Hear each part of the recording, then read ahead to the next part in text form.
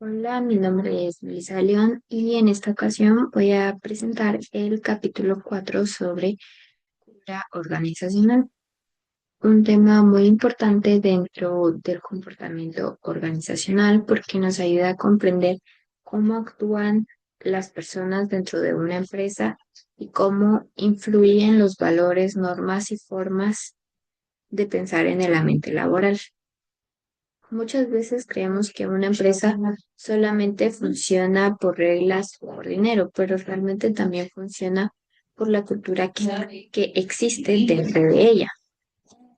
Esa cultura influye en la manera en la que las personas trabajan, se comunican, resuelven problemas y se relacionan entre sí.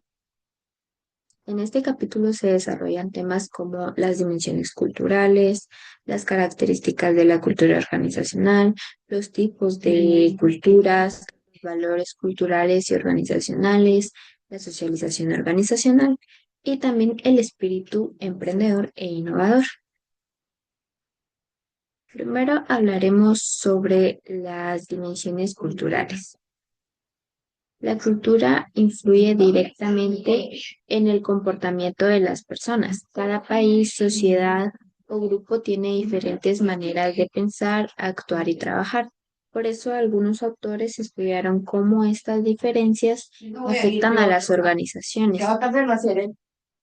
Uno de ellos fue Hofstede, quien realizó investigaciones sobre valores culturales. La primera dimensión es la distancia de poder.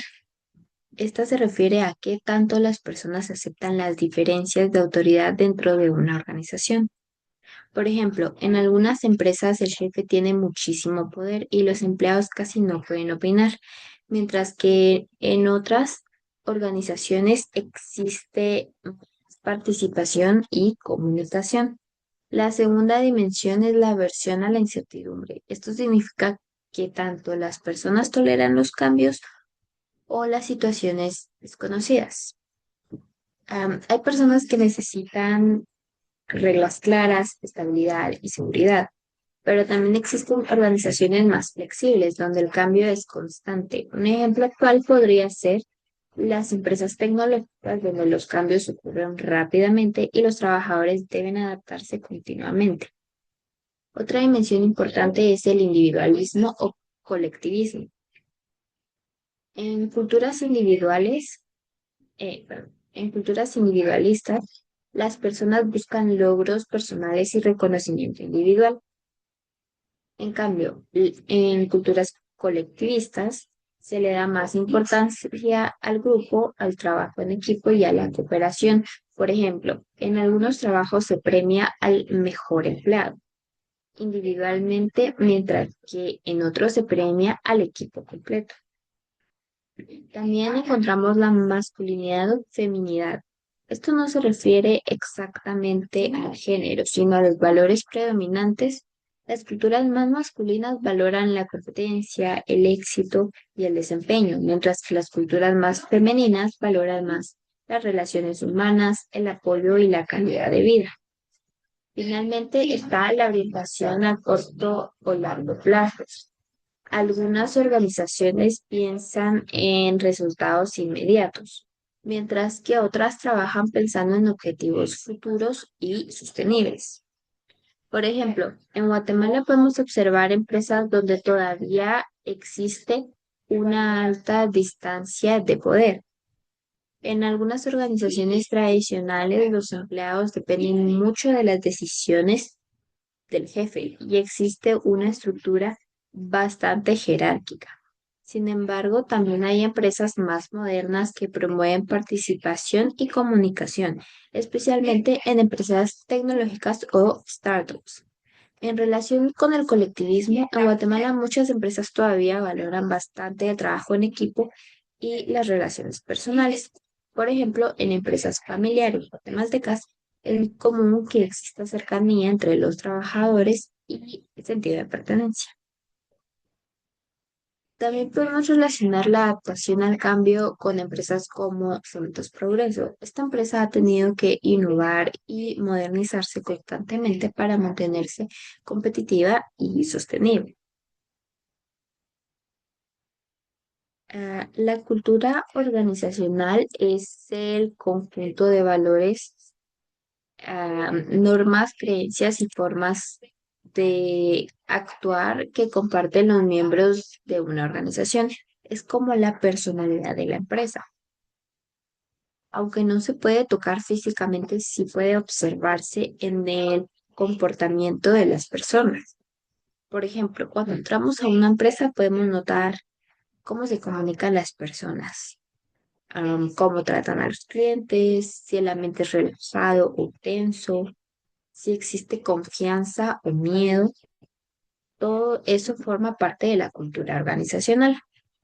Dentro de la cultura organizacional existen componentes visibles e invisibles. Los visibles son las reglas, la estructura, los procedimientos, la tecnología. Am, Mientras que los invisibles incluyen emociones, valores, relaciones humanas, actitudes. Un ejemplo muy conocido en Guatemala es Pollo Campero. Esta empresa posee una cultura organizacional marcada, enfocada en servicio al cliente, identidad guatemalteca y trabajo en equipo. Cuando una persona entra a un restaurante de Pollo Campero, puede notar ciertos comportamientos característicos: la forma cordial de atender, la presentación, el ambiente familiar y la manera en que los empleados interactúan con los clientes. Todo eso refleja la cultura organizacional. Otro ejemplo puede ser Banco Industrial. En este tipo de organizaciones normalmente existe una cultura más estructurada y formal debido a la importancia de la seguridad, el orden y los procedimientos.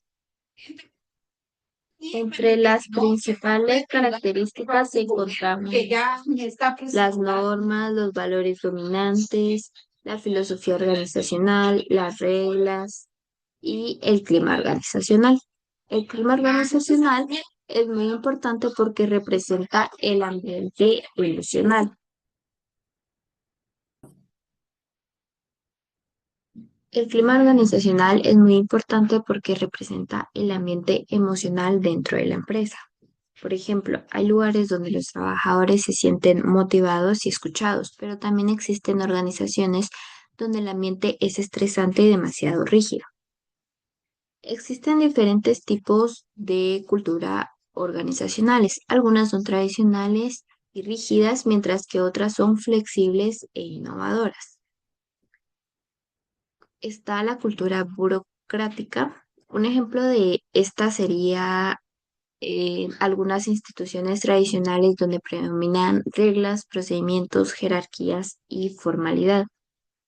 Está también la cultura adaptable, em, que son empresas innovadoras como por ejemplo Tigo, debido a que trabaja en telecomunicaciones y tecnología, necesita adaptarse constantemente a los cambios tecnológicos y a las necesidades de los clientes. Cultura de clan. También existen empresas con cultura de clan donde se priorizan las relaciones humanas y el sentido familiar. Muchas empresas familiares guatemaltecas funcionan de esta manera porque buscan mantener unión, confianza y cooperación entre trabajadores, mientras que otras organizaciones se enfocan más en resultados, competitividad y productividad. Por ejemplo, empresas que trabajan en ventas o mercados altamente competitivos suelen tener culturas orientadas al rendimiento. Los valores son principios importantes para las personas y las organizaciones. Estos valores orientan las decisiones y el comportamiento. Algunos valores pueden ser honestidad, justicia, libertad, responsabilidad, mientras que los valores organizacionales pueden enfocarse en trabajo en equipo, aprendizaje, comunicación, innovación.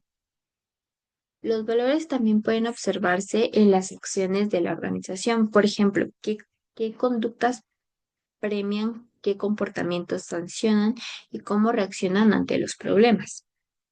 Los valores organizacionales también pueden verse claramente en empresas como la cervecería centroamericana, que ha construido una imagen basada en tradición, identidad y compromiso con calidad. Los valores no solo se escriben en una pared o en una misión empresarial, realmente se observan en cómo tratan a los empleados, cómo reaccionan ante problemas y cómo toman decisiones. La socialización organizacional es el proceso mediante el cual un nuevo trabajador aprende la cultura de la empresa, es decir, aprende las reglas, los valores, la forma de trabajar y cómo debe comportarse.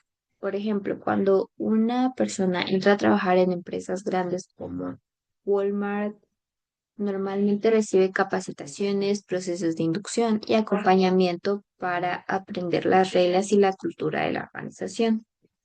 Esto ayuda a que los nuevos trabajadores entiendan cómo deben atender clientes y cómo trabajar en equipo y cuáles son los valores de la empresa. Esto ayuda a que el nuevo integrante pueda adaptarse más fácilmente al ambiente laboral. Finalmente está el espíritu emprendedor e innovador. El emprendedor es una persona capaz de generar cambios, innovar y aprovechar oportunidades. Según Drucker, el emprendedor siempre está relacionado con el cambio. Además, las personas emprendedoras suelen tolerar riesgos, adaptarse a la incertidumbre, buscar creatividad y tratar de hacer más en menos tiempo. Actualmente, el espíritu emprendedor es muy importante porque las organizaciones necesitan innovación constante para poder competir. En Guatemala también existen muchos ejemplos de emprendimiento e innovación. Actualmente muchas personas jóvenes están creando negocios digitales, tiendas en línea, emprendimientos de comida y marcas personales. Además, algunas empresas grandes también promueven innovación constante para mantenerse competitivas. Por ejemplo, Grupo Pantaleón ha implementado procesos modernos e innovación tecnológica en sus procesos. Después de la pandemia, el espíritu emprendedor aumentó muchísimo porque muchas personas tuvieron que buscar nuevas formas de generar ingresos. Como conclusión, la cultura organizacional influye profundamente en el comportamiento de las personas dentro de una empresa. No solamente importan las reglas o las estructuras, sino también los valores, las relaciones humanas y el ambiente local. Además, comprender las dimensiones culturales y los diferentes tipos de cultura ayuda a mejorar la comunicación, la motivación y el desempeño organizacional. Finalmente, el espíritu emprendedor y la innovación permiten que las organizaciones puedan adaptarse a los cambios y mantenerse competitivas en un entorno global. Muchas gracias por su atención. Esta vez.